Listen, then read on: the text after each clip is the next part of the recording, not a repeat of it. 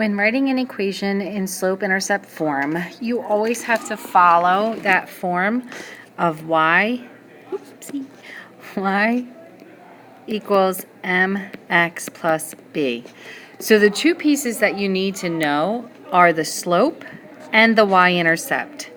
So when you're given a graph of a line, you can actually see where your y-intercept is, so you can graph that, or you can write that piece as your b, as your intercept, and then you can find your slope. So for when you do slope-intercept form, looking at this, I can see that, like I said, the intercept is 2, and then the slope, you can use either rise over run, or you can use y sub 2 minus y sub 1 over x sub 2 minus x sub 1.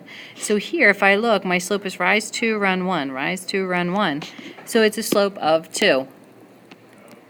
So for that, I'm going to keep the y as y, the equal sign, my slope, which is 2, x stays as x, and then b is positive 2.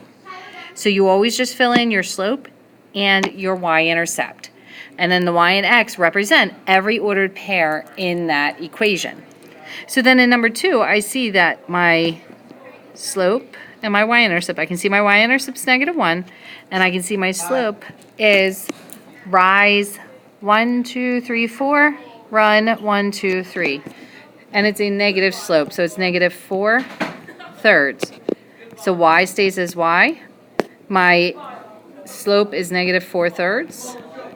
So it becomes -4/3 x, and my intercept is -1. This last one is a horizontal line. So we practiced this when we had the horizontal lines, that you just look at it, and it's always y equals, and then whatever your y value is, so -4. Because your slope is 0, so m is 0/3, your intercept is -4. So you could put it in the equation as y equals 0x minus 4, but we never write 0x. So what if you're given 2 points and you're asked to find the equation? The first thing you always do, so step 1, find slope.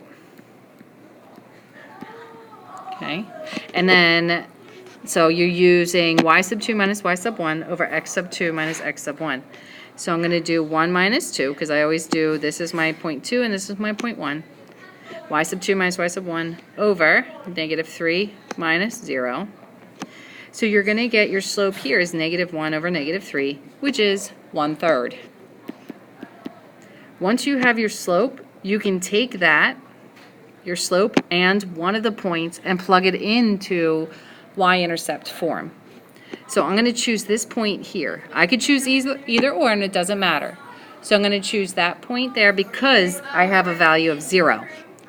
So my y value is 2 equals mx, so m, which is 1/3, times my x value, which is 0, plus b. So I'm looking for my y-intercept.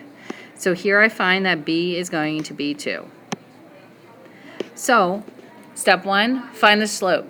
Step 2, find y-intercept. Step 3 now is to actually write my equation. So y equals 1/3, which is slope, x, plus 2. So then when I look at this one in number 5, step 1 I said was to find the slope. So we're going to do y sub 2 minus y sub 1. So 4 minus 4 over 0 minus -2. As soon as you notice that your slope is 0, this is a horizontal line again. So any horizontal line is going to be written as y equals, and then whatever your y value is. So in this instance, it's 4. So what I want you to do now is I want you to take a look at these next two, and you can try them on your own, or we can work through them together. So you can either just pause it and try it, or let's work through it together. In number 6, first thing I'm going to do is find my slope. So 8 minus -3, so y sub 2 minus y sub 1 over x sub 2 minus x sub 1. So here you're going to see that 8 minus -3 gives me 11, and 2 minus 2 is 0. right there should be a red flag. You can never have 0 in your denominator. It's considered undefined. So the only kind of line that we know that has an undefined slope is a vertical line. So remember how horizontal lines were always y equals b, whatever your y-intercept is? Well, vertical lines then are x equals, and you'll actually be able to see it right here. If you notice, your x value in both of these is 2. So the equation for this line is x equals 2. I never notice if it's vertical or horizontal because I always just do like I tell you, the regurgitation. I just always plop the numbers right into that equation, and I solve it, and then I'm like, oh, okay, that was an undefined slope. So, and then I notice that it is 2 and 2 for my y, or for my x values. So number 7, we can see one of the ordered pairs is 0, 0. So when I do this, I'm going to do change in y over change in x. Well, all right, so 5 minus 0 and then 2 minus 0. It's pretty obvious that my slope is 5 over 2. So then I take my slope and I take one of the points. The easiest point to use is 0, 0. And I plug it into my equation of y equals mx plus b. So I substitute in the m because I have my slope of 5/2.